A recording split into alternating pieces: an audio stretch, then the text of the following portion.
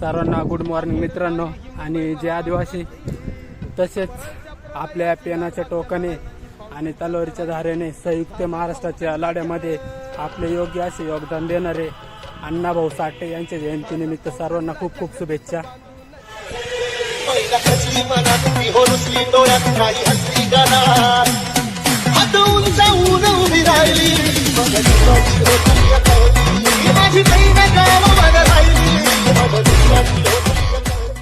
ही लावणी, छक्कड आणि गीत तुम्ही सर्वांनी ऐकलं असेल, पण बऱ्याच लोकांना या गीताचा, लावणीचा परिपूर्ण अर्थ माहीत नाहीये.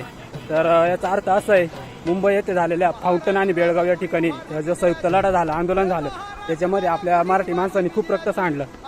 पण एवढा संघर्ष करून पण मुंबई फक्त आपल्या ताब्यात आली आणि बेळगाव, निपाणी, कारवार यासारखे सीमालगतचे जे प्रदेश आहे ते आपल्या ताब्यात आले नाही.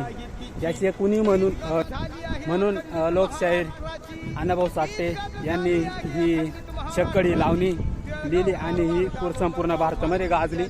आणि माझी महिना गाव राहिली या ओळीचा अर्थ म्हणजे बेळगाव आणि निपाणी हे सीमालगतचे प्रदेश आपल्या ताब्यात आले नाही. त्याच्यामुळं ही ओळ वापरली त्यांनी की आपली महिना गावावर राहिली.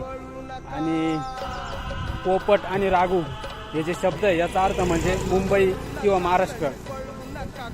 आणि याचा अर्थ आपण वेगळा घेतो की आपल्या परिवारासाठी कोणीतरी कामासाठी शहरात गेलं आहे आणि म्हणून हे गीत आहे की माझी महिना गावावर राहिली.